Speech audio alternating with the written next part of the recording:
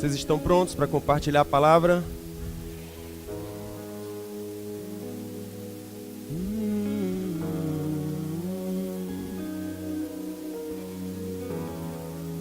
Pai, nós te damos graças em nome de Jesus. Nós contamos com a tua ajuda, contamos com a tua cooperação na exposição das tuas santas palavras. Que seja achado em nosso coração temor e reverência diante da tua palavra que é santa. Pai, haja frutos em nosso espírito por meio dela, que ela consiga gerar o propósito para que foi enviada. Gere em nós identidade de filhos de Deus. Gere em nós maior segurança, maior confiança no nosso relacionamento contigo. A incredulidade bata em retirada à medida que a tua palavra vai entrando em nosso coração e achando lugar nele.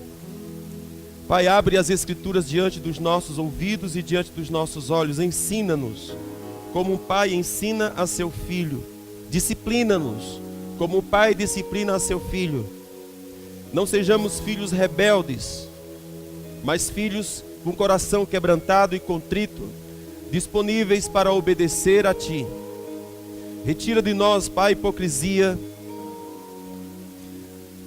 e nos ajude a andar na tua presença de cara limpa, confiando no sangue do teu Filho, que nos livra dos nossos pecados. Obrigado. Quero ler com vocês Lucas capítulo 16. Esse texto diz respeito a uma parábola. Quero compartilhar com vocês algumas coisas hoje. Dizia Jesus aos seus discípulos. Estamos prontos para ouvir? O que foi que Jesus disse aos seus discípulos? Ele disse: havia certo homem rico que tinha um mordomo. Esse foi acusado perante ele de estar roubando. Então essa parábola diz respeito a um mordomo. Geralmente nos filmes, nas novelas, o assassinato sempre envolve o mordomo. As tramas sempre envolvem o mordomo. Na história de Jesus, esse negócio não é diferente. Então havia um homem rico e ele tinha um mordomo. E alguém chegou contando para o homem rico que estava sendo roubado.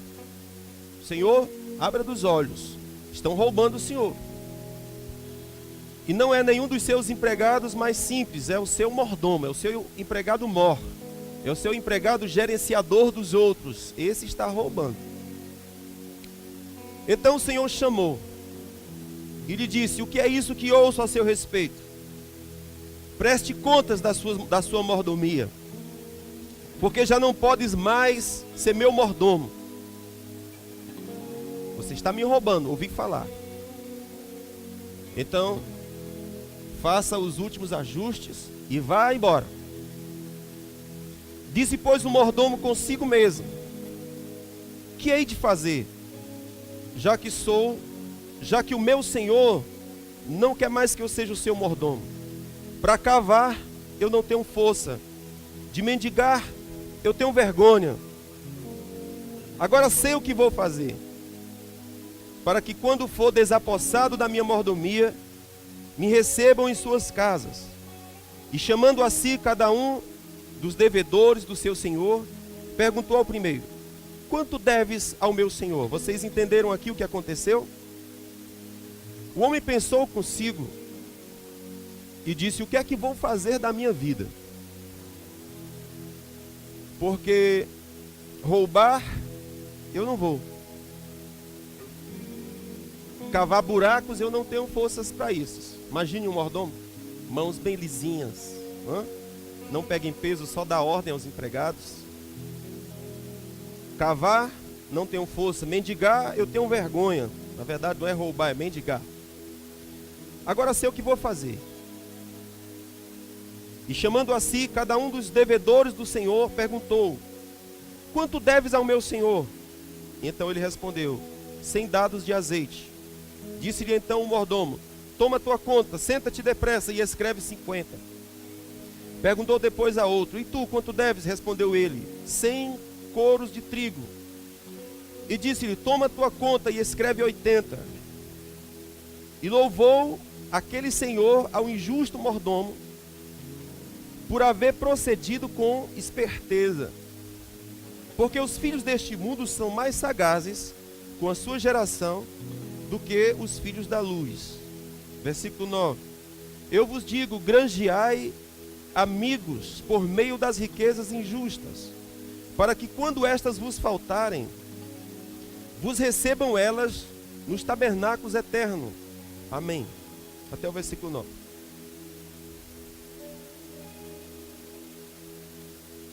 Olhe bem. Nós estamos diante aqui de uma parábola que Jesus traz um ensino muito importante para nós. O primeiro ensino que a gente aprende aqui é que haverá um dia em que terá que haver prestação de contas. Vocês estão comigo? Acerca do mordomo infiel, eu ouvi falar que você está me roubando e então vamos prestar contas. Traga-me os livros de contabilidade, para eu saber quão grande é o rombo nas minhas contas. O que a gente aprende nessa parábola de Jesus é que haverá um dia de prestação de contas. Primeira instrução que a gente recebe: haverá um dia de prestação de contas. Existe um texto no livro de Daniel, capítulo 4, na verdade o capítulo 5, eu estou errando os capítulos hoje, não é? Na verdade o capítulo 5, e o capítulo 5 de Daniel dá conta de que o rei, filho de Nabucodonosor, resolveu dar uma grande festa, e naquela grande festa, ele resolveu fazer uma coisa que não deveria fazer. Ele estava certamente já embriagado, e resolveu impressionar os grandes do seu reino. E então o que ele fez? Ele mandou buscar os vasos da casa do Senhor, os copos, as taças da casa do Senhor, que era usado para o culto a Deus, que era santo ao Senhor. O rei então achou por bem mandar buscar esses utensílios, que era usado para cultuar o Senhor, e disse às suas prostitutas, às suas meretrizes, às suas concubinas e às suas mulheres e aos seus grandes, disseram: vamos beber nesses copos. E então eles exibiram aqueles copos de ouro, porque os copos da casa de Deus eram copos de ouro, era coisa belíssima de se ver. E então ele resolveu fazer uma farra com aquilo que era santo ao Senhor.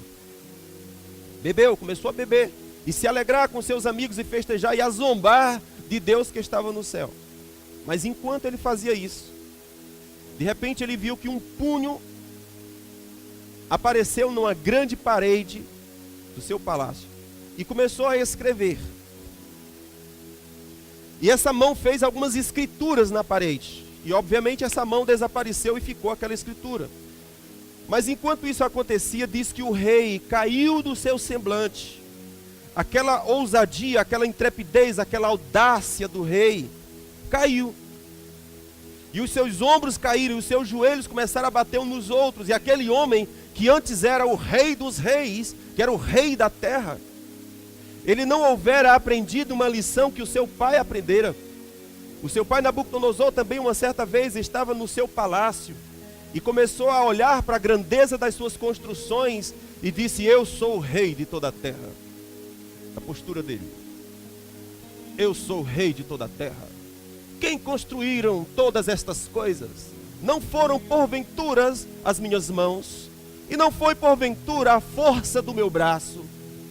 E diz a Bíblia que enquanto ele falava estas coisas, lhe sobreveio uma loucura. Lhe sobreveio uma palavra que disse: hoje mesmo tu comerás com os animais. E mal a voz terminou a sua fala, e Nabucodonosor se achou como um bicho. E foi durante algum tempo, tempos e tempos, ele foi habitar como um boi selvagem, andando de quatro, cabelo comprido, unhas compridas, como um bicho, viveu por longos anos e comeu como comiam os animais. Ao final desse período, a palavra do Senhor veio novamente a ele e o juízo lhe recobrou. E quando ele recobrou o juízo, ele disse: bem, eu sei que tu és o Deus de toda a terra. Bem, eu sei que só tu és digno de todo louvor e de toda adoração, e que só o Senhor é o rei de toda a terra. E quando ele pronunciou essas palavras, ele foi restituído ao seu trono, restituído ao seu palácio. Mas o seu filho estúpido não aprendeu a lição do seu pai.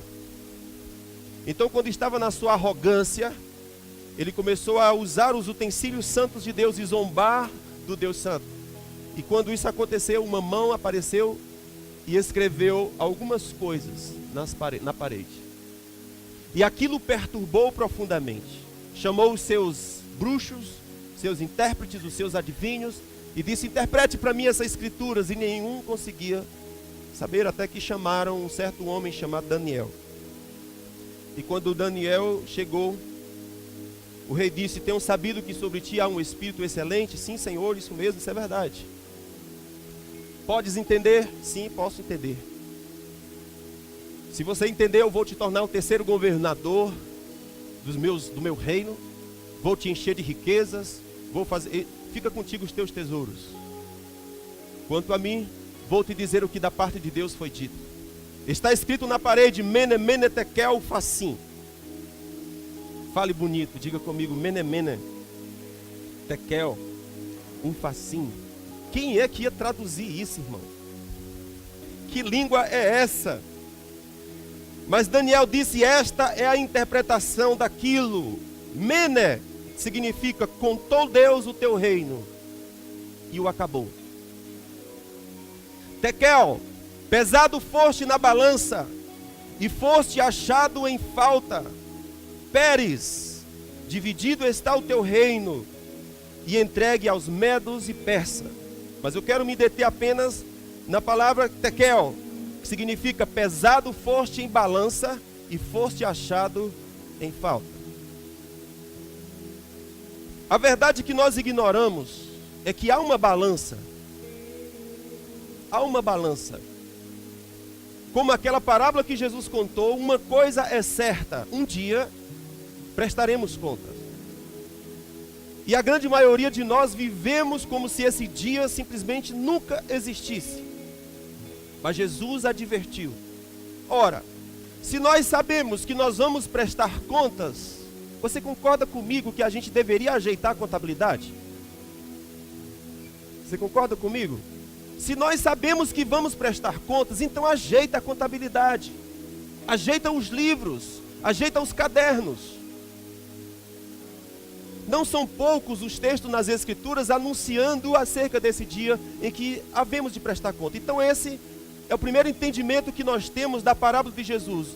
É certeza que um dia nós havemos de prestar conta da nossa mordomia.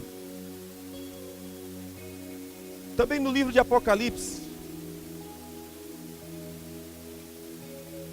capítulo 20, versículo 12, na verdade versículo 11. João teve uma visão do futuro e registrou. Veja, talvez haja entre nós alguém que diga: pastor, eu não creio nessas coisas, eu nem sou cristão. Mas escute uma coisa: Deus não deixa de ser Deus pelo fato de eu não crer.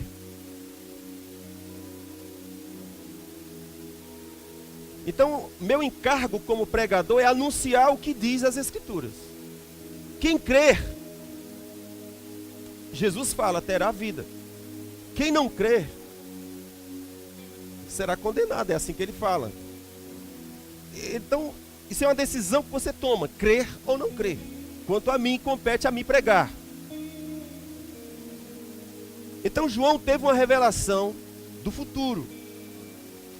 Na verdade, quando encerra esse livro de Apocalipse, diz algumas coisas bem interessantes. Quando ele encerra os últimos versículos, diz assim: eu testifico a todo aquele que ouvir as palavras desta profecia deste livro. Veja bem, eu testifico a todo aquele que ouvir as palavras da profecia deste livro. Se alguém lhe acrescentar alguma coisa, Deus acrescentará as pragas que neste livro estão escritas. E se alguém tirar qualquer coisa das palavras do livro desta profecia, Deus lhe tirará da parte da árvore da vida e da cidade santa que estão descritas neste livro. Aquele que testifica estas coisas diz: certamente cedo vem. Aquele que testifica estas coisas diz: certamente cedo venho. Aquele que testifica estas coisas é o anjo do Senhor que apareceu a João e disse: escreve estas coisas.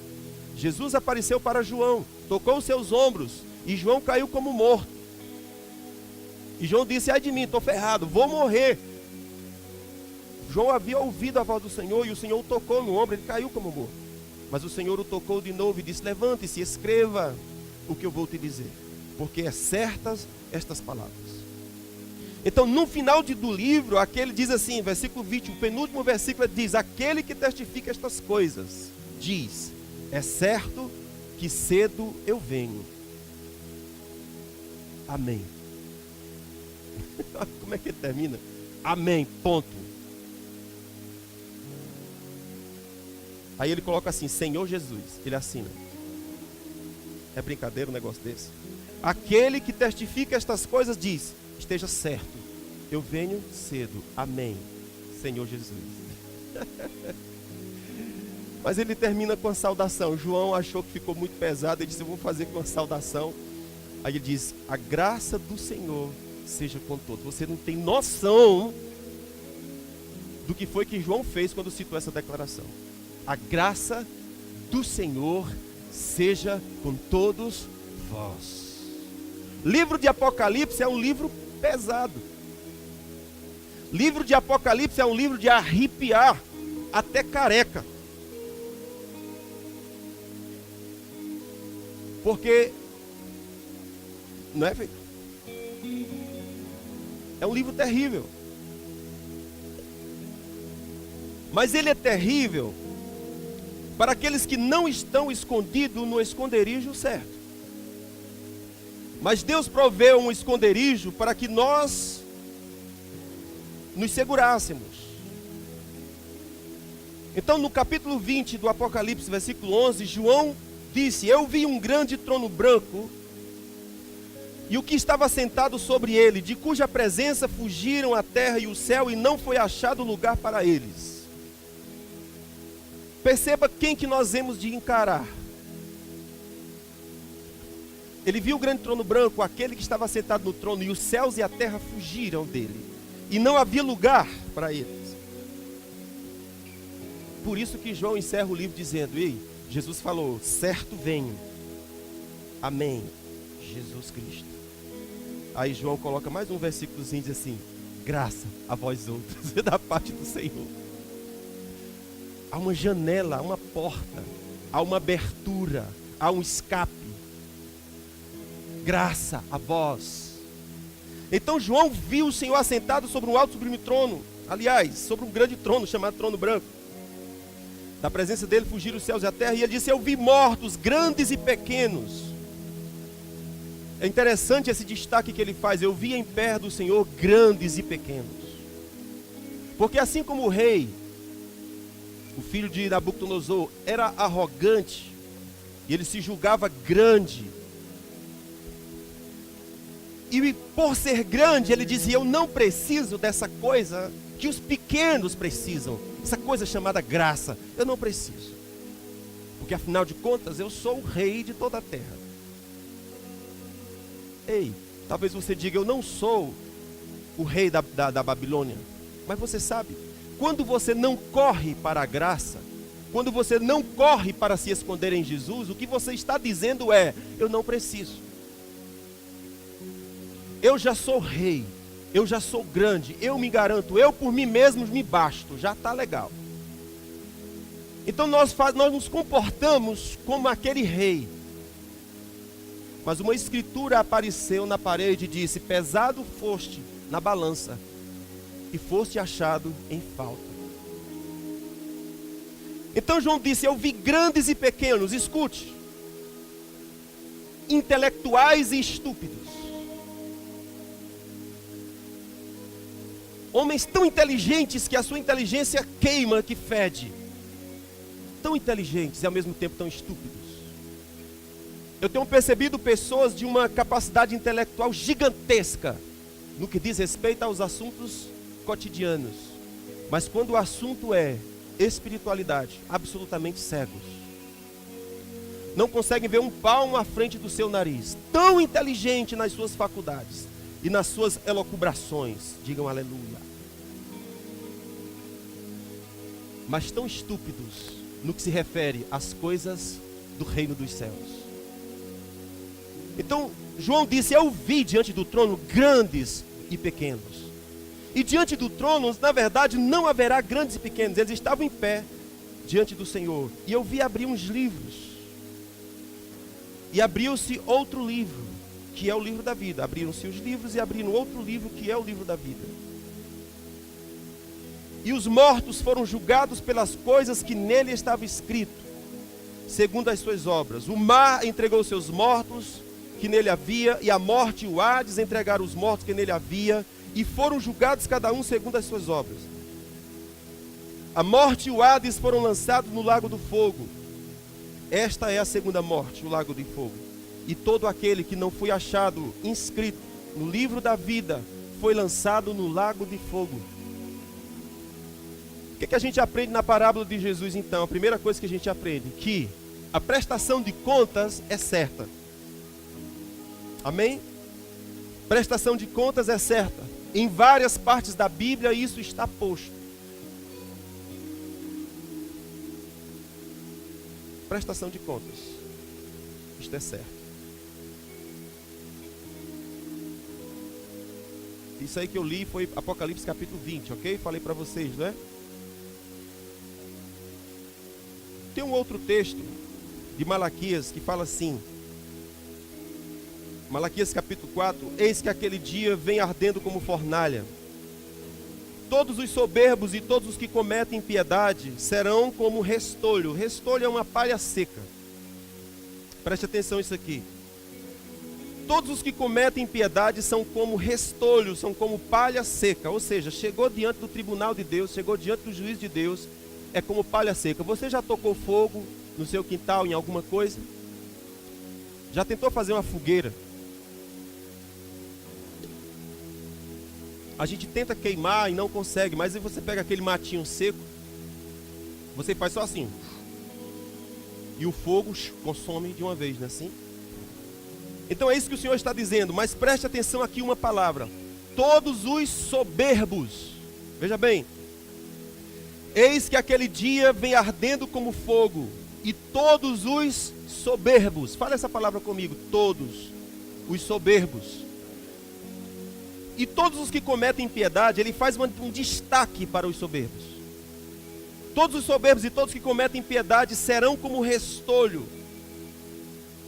E o dia que está para vir, os queimará, diz o Senhor dos Exércitos. De sorte que não lhes deixará nem raiz nem ramo. Mas para vós, olha a expressão, mas para vós, os que temeis ao Senhor, nascerá o sol da justiça, trazendo curas nas suas asas.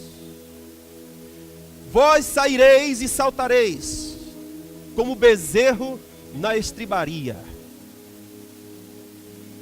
O grande juízo de Deus, a grande prestação de conta é um dia para ser temido. Depende em que parte do mundo você está. Porque ele disse que será fogo consumidor para queimar os soberbos, os que cometem impiedade, mas para os que temem o Senhor, o sol nascerá trazendo salvação sobre as suas asas. E vocês sairão e saltarão como bezerro na estribaria. Se você já teve a oportunidade de ver um bezerro na estribaria, é muito bom. Às vezes você chega no final do dia e solta os animais que estavam presos, eles fazem uma festa. Eles fazem uma festa. Solta ele nos pastos, você abre a porteira quando eles saem saltando, eles saem pulando. E ele sai batendo um no outro, e relinchando, e há uma alegria, uma felicidade, e o vento soprando, e a cauda levantada, e a crina erguida. Aquele é um animal preso, que foi solto. O Senhor está dizendo que a imagem é essa. Então será um tipo de, veja, você está diante do trono, e qual o comportamento que você tem? Um animal na estribaria, aquela é a visão. Você estará saltando, você estará gritando, você estará vibrando, você estará correndo, você não saberá o que fazer, porque uma alegria imensurável estará enchendo o seu espírito. A Bíblia fala, porque você temeu o nome do Senhor. Aleluia. Então, essa é a primeira convicção que nós temos, é que haverá um dia de prestação de contas. A segunda lição que nós tiramos nesse texto é que todos nós seremos reprovados. Diga, Deus é bom. Por isso que João, no final do livro de Apocalipse, ele usou aquela frase tão linda, graça seja dada a vós. Porque uma outra coisa que a gente tem convicção certa é que nós estaremos reprovados. E é aqui o ponto onde a graça de Deus, a justiça que vem pela fé no Filho de Deus, é tão difícil de ser recebida. Por causa da nossa soberba peculiar. Nós temos dificuldade em receber algo que nós não fizemos, que nós não pagamos. Porque nós não queremos andar na dependência, porque isso é coisa de fraco. Nós queremos andar em algo que nós podemos pagar. Você já foi para algum lugar onde as pessoas estão jantando e no final da conta vão rachar, não é? E aí pergunta, você vai dar quanto? Aí os outros, aqui 50. Aí o outro está aqui 100.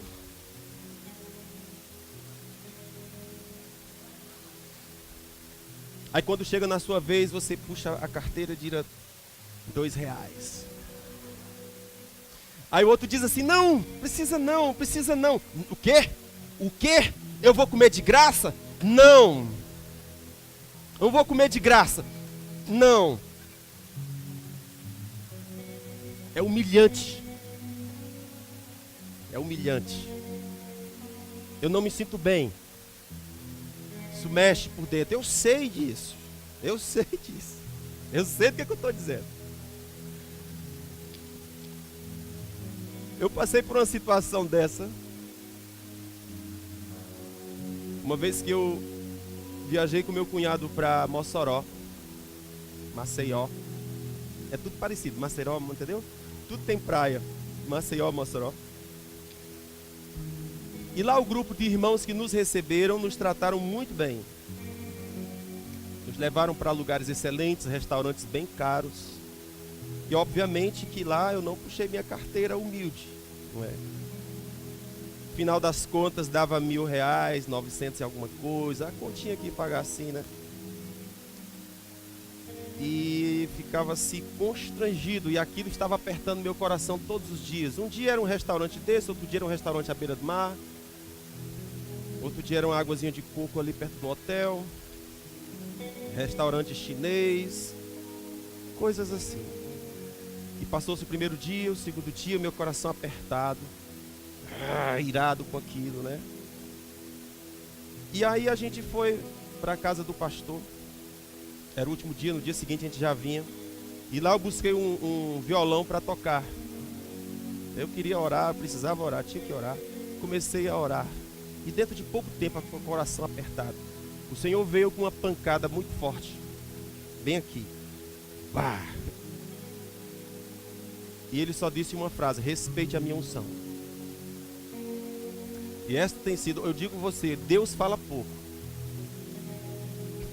Deus não faz o sermão. Quem prega sermão é pastor, porque não sabe dizer, em poucas palavras, tudo isso que eu estou dizendo para você. Deus chega só com uma frase. E com aquela frase ele diz tudo. Então ele chegou, bateu forte. forte, pancada como que dá um murro no estômago. E disse: respeite a minha unção.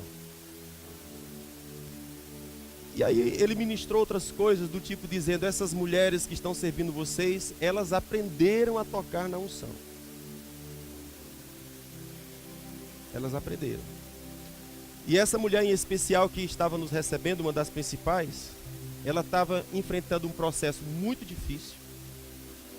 O marido dela havia abandonado, eles eram empresários, tinham uma vida bacana, uma vida estável. Mas o marido, não sei porquê, resolveu ir embora. E ela começou tudo do zero. Sem estabilidade emocional, sem estabilidade financeira. Começou. E ela colocou um buffet pequenininho. E quando a gente foi lá, ela estava fazendo uma vigília para inaugurar. E ela estava dizendo: durante esse ano não há mais vaga. Todos os finais de semana estão alugados. Os aluguéis são em torno de 6 mil a 8 mil reais. E esse dia que nós estamos fazendo uma vigília, a quantidade de pessoas que já solicitou esse dia. E eu disse: esse dia é do Senhor. Esse dia eu não abro mão para ninguém. É do Senhor. Então essa mulher que estava nos servindo, o Senhor disse para mim lá no quarto, ele disse: ela aprendeu a tocar na unção. Essa mulher havia viajado de Maceió para Brasília, só porque soube que um certo homem de Deus estava lá, ministrando. E ela disse: eu tenho que depositar uma oferta na vida dele. Ela viajou para lá. Quem vê isso diz: idiota, otária. Vai ver o que está acontecendo na vida dela. Uma pessoa veja, mudou aqui a conversa. Não é essa conversa que nós estamos falando, né? Mudou de novo aqui a conversa, viu? Mas o Senhor havia ministrado e dizendo: eles aprenderam. Ela aprendeu a tocar na unção. Veja o que está acontecendo com ela. Glória a Deus. Então, voltando aqui para a nossa conversa. Primeira coisa que nós aprendemos é que todos nós estaremos diante de uma prestação de contas, correto? Segunda coisa que a gente aprende é: todos nós seremos achados administradores infiéis. Nenhum de nós estará com a contabilidade em dia. Por mais esforço que você faça, por mais dedicado que você seja, sua contabilidade estará em falta.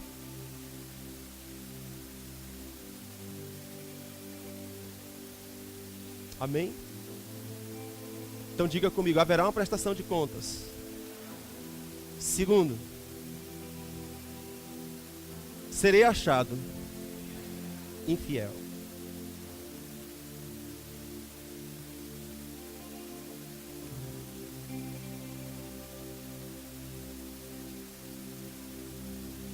Se nós fomos achados infiéis, então nós precisamos aprender como tratar com a nossa infidelidade. Você tem alguma dúvida de que você é um administrador infiel na sua própria vida? Quantos de vocês poderiam dizer: eu estou pronto? Quantos de vocês, se Deus viesse hoje e escrevesse na parede: você está sendo pesado numa balança, como que ficaria a sua balança? Agradando a Deus, não agradando a Deus? Sendo uma pessoa top, como que ficaria a balança? Você estaria aprovado? Ou será que o seu veredito seria o mesmo daquele homem que foi colocado na parede? Pesado foste em balança e foste achado em falta. Pois bem, segunda conclusão que a gente chega é que todo administrador será achado infiel. Se eu sei que eu vou ser achado infiel diante do julgamento de Deus, então eu devo tomar uma atitude. É começar a ser misericordioso com os outros. O grande problema da nossa vida é soberba. Estão comigo? O grande problema da nossa vida é soberba. E o que diz a soberba? Nós somos melhores. Nós nos achamos em condição melhor do que o outro.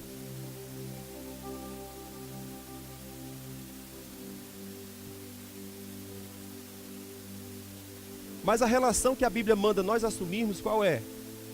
Ela diz assim: considere o outro, cada um considere o outro como superior a si. Não é assim? Cada um considere o outro como sendo superior a si.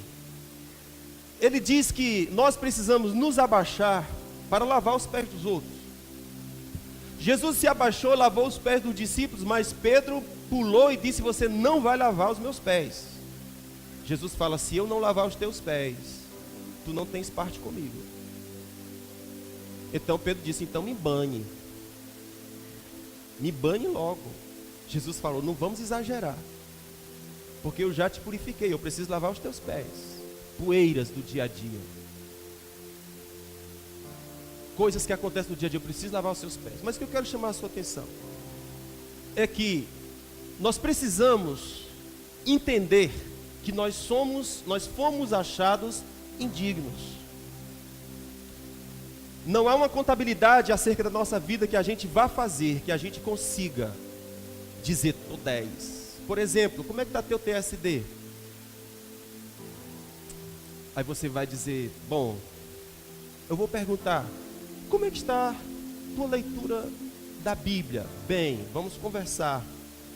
Eu vou perguntar, como que está a tua intercessão pelo Brasil? Bem, vamos conversar. Vou perguntar, como que você tem lidado com seus próprios maus pensamentos? Eu vou, bem, aqui e acolá eu... E aí veja o que acontece. Se a gente for se colocar diante da lei de Deus, aí é que o bicho vai pegar. Por exemplo, Jesus, a lei diz assim: não adulterarás, não é? E aí você se olha e diz: bem, pastor, eu tenho tantos anos, eu nunca adulterei, nunca pulei a cerca. Mas a pergunta que Jesus faz é: ok, você não pulou a cerca, mas como é que está seu coração? Quantos pensamentos permearam a sua mente? Quantas mulheres ou quantos homens você olhou e desejou no seu coração? Quis muito, e não ficou com ele por causa do constrangimento dos outros. Não, porque se eu ficar, de repente me pegam. Não, eu não fiquei porque eu não tive chance. E se tivesse tido? E se tivesse tido a chance? Não, pintou um clima. E a gente estava num lugar, ó, supipa. Tudo de bom, tudo para dar certo. Por que você não ficou? Por que você não entra na sua vida de pecado de uma vez para sempre? Pastor, essa pregação é para a gente se converter ou para desconverter? Porque isso, irmãos, é um confronto que eu tenho que fazer. É um confronto que você tem que fazer. Por que você não entra na sua vida de pecado de uma vez para sempre? Porque o que Apocalipse diz: você que é santo, santifique-se. Você que é justo, seja mais justo. Você que é limpo, limpe-se mais. Ou seja, Deus deseja que você se confronte, que você se olhe e decida por sua consciência o rumo da sua vida. Porque nós podemos assumir uma postura de pessoas que não têm ousadia para tomar as decisões que se fazem necessário. E isso não vai agradar a Deus. Porque se você vai servir a Deus, você vai servir por uma consciência sua. Por que você não faz tal coisa? É porque o meu pastor não deixa. Pode fazer. No que se refere ao teu pastor, você está liberado para fazer o que você quiser. Você é livre. O seu compromisso é com o seu Salvador. O seu compromisso é com a sua consciência interna. Por que você não faz determinada coisa? É com medo da polícia? Porque se me pegar eu vou para a cadeia? Por que você não faz certas coisas? É porque se me pegarem vão me recusar no meu grupo? Por que você não faz? Um coração temente ao Senhor não fará por causa do Senhor. Quando José teve a oportunidade de ficar com a mulher de Potifar, José teve a oportunidade. Ó, mas interessante, todos os empregados estavam nos seus afazeres. O marido estava trabalhando e José sozinho em casa, ó. E José estava ajeitando a contabilidade. Quando a mulher viu que ele passou, bicho gostosão, ela disse: ah, Maria, é hoje que eu me lasco. Correu atrás do homem, José, agarrou José.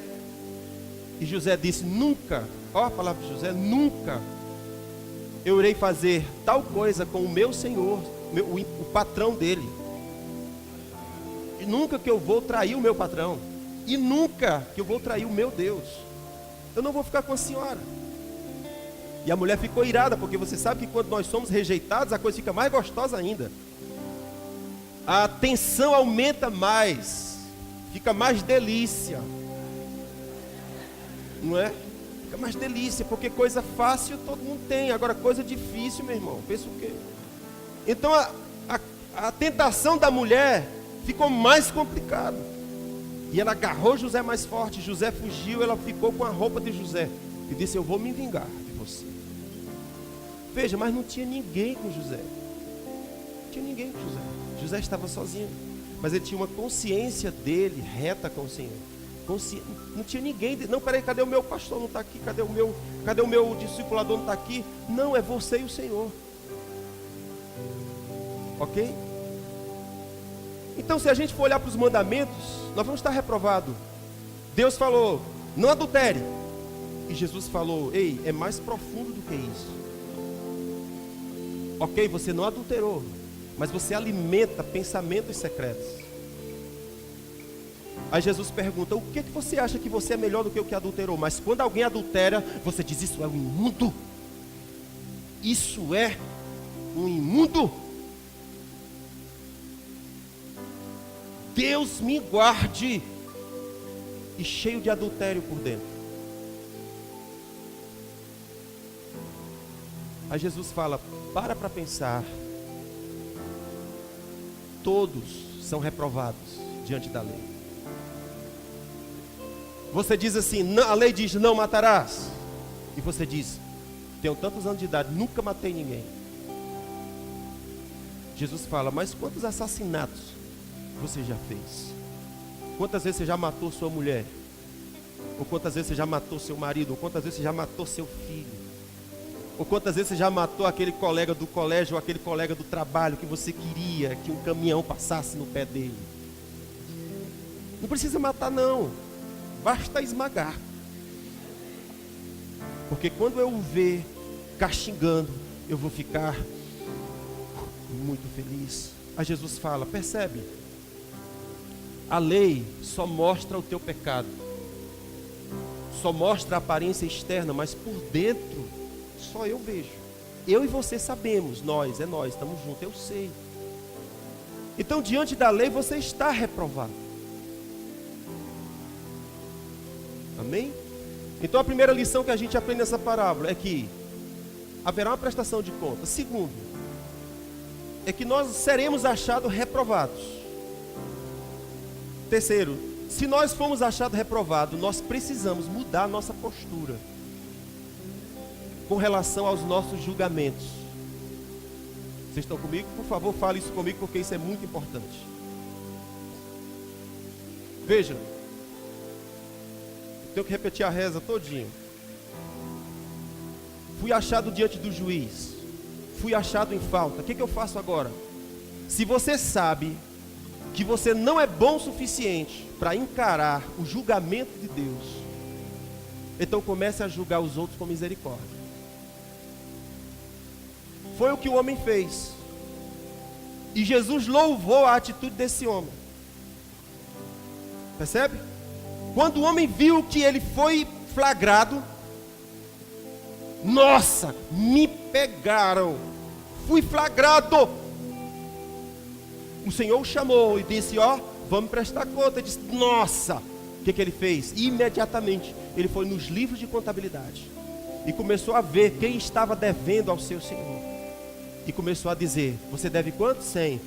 Senta-te, anota 50. Tu deves quanto? Devo 100. Senta-te, anota 30. E assim ele começou a fazer com todos os devedores do Senhor. Um devia 100, pagou 50. Um devia 100, pagou 30. Ou 70. E quando o Senhor foi olhar os livros de contabilidade, que viu aquilo, o Senhor disse: caraca, que homem esperto.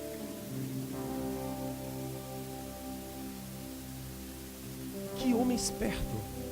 Irmãos, eu imagino que é esse tipo de esperteza que o Senhor espera que a gente tenha. Quantos de vocês julgam seus pais? Quantos de vocês julgam suas mães?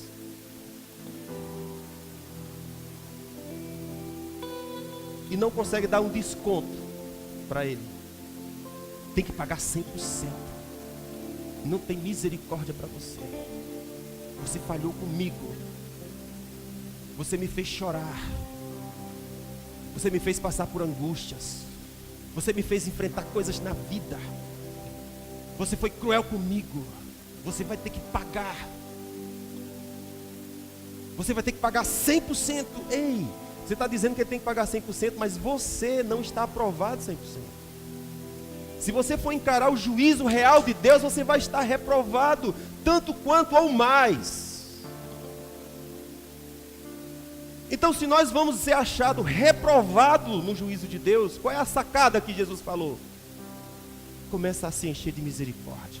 Aumenta o teu crédito de misericórdia com os outros devedores. Você vai encontrar uma prostituta, o que você vai fazer? Que isso, rapaz?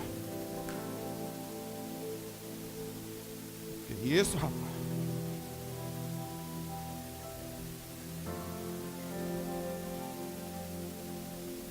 Essa semana eu estava numa oficina e chegou um rapazinho cheio de tatuagem no braço, magrinho, e ele estava enfurecido, porque alguém havia encontrado ele e tinha pregado alguma coisa sobre o juízo de Deus para ele.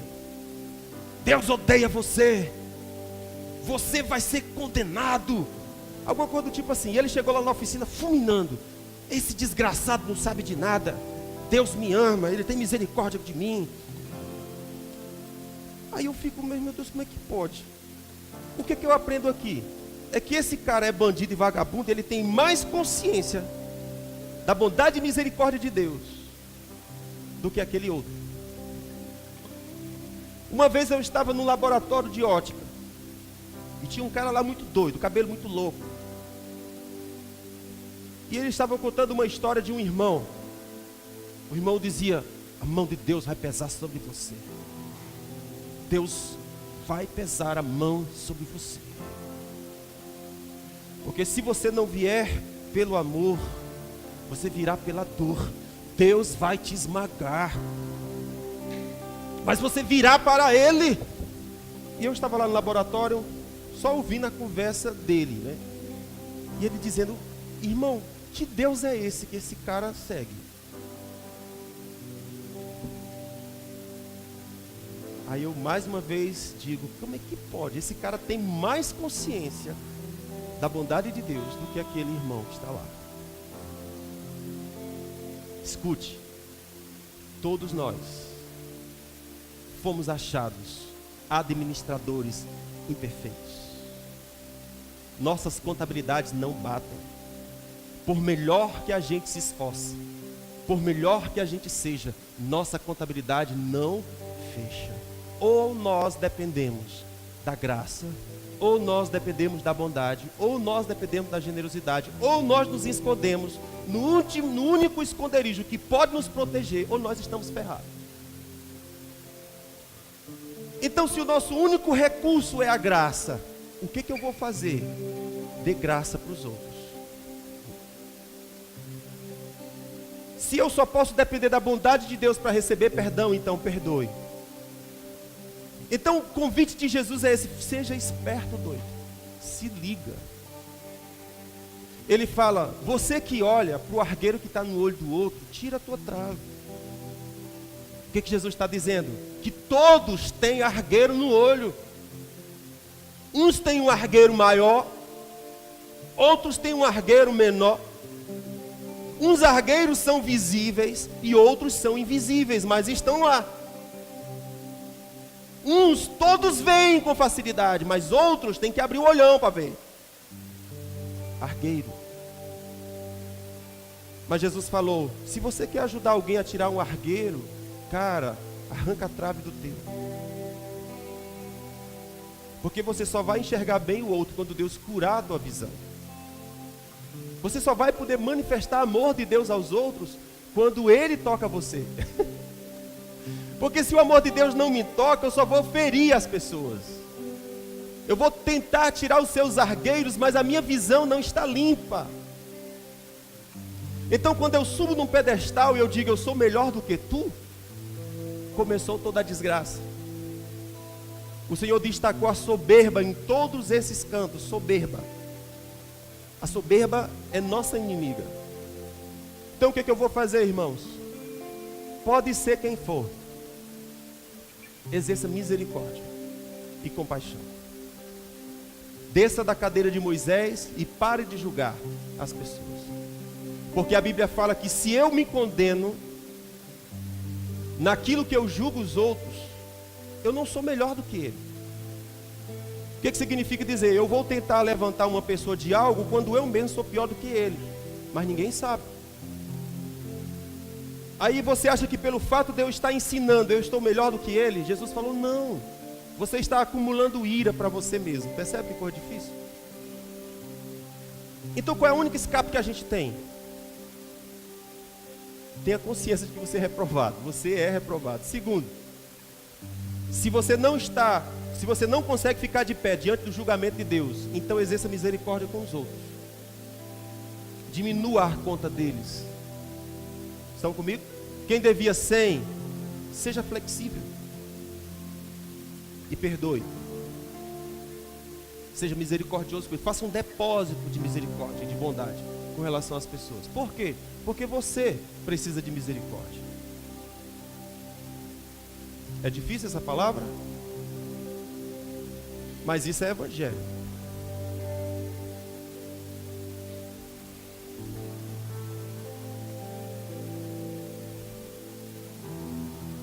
A outra lição que a gente aprende aqui é que quem não tem tudo para dar, tem que dar tudo que tem. Fale isso comigo. A outra lição que aprendemos aqui é que quem não tem tudo para dar, deve dar tudo que tem.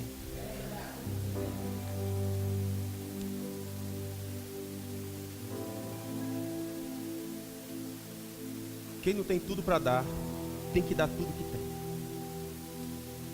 O que acontece?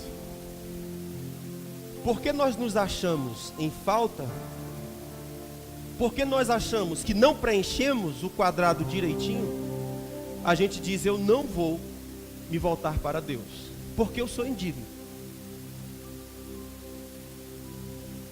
eu sou imperfeito. Algumas pessoas, o discurso delas é: quando eu me ajeitar em algumas coisas, eu vou entregar o meu coração ao Senhor. Mas uma coisa que a gente aprende nessa parábola aqui é: quem não tem tudo para dar, dá o que tem. O cara não tinha 100% da conta que ele devia para o Senhor, mas ele podia pagar 50%. O outro não tinha 100%, mas ele tinha 30%. Então ele disse: bem, já que eu não posso dar a conta completa do meu Senhor, eu vou dar o que eu tenho.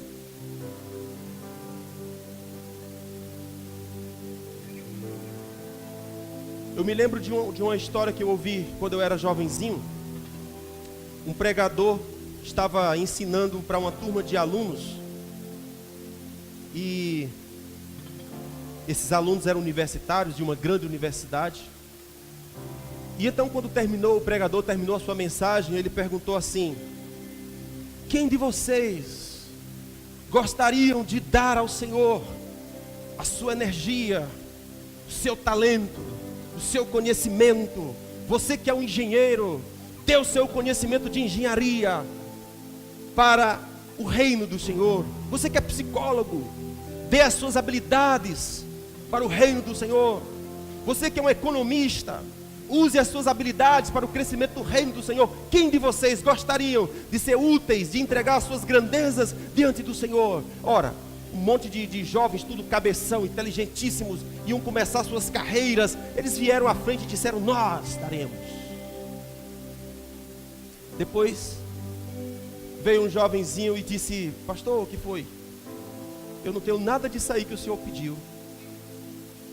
Eu não sou engenheiro, eu não sou psicólogo, eu não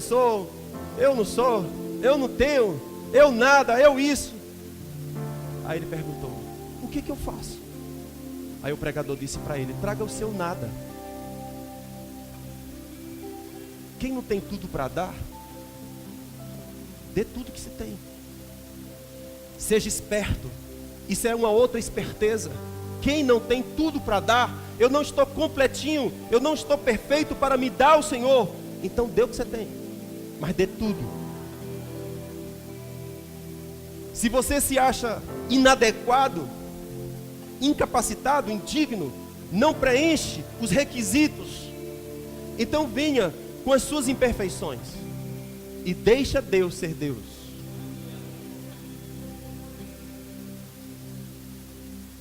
Saia da sua soberba. Pode se levantar. Aleluia.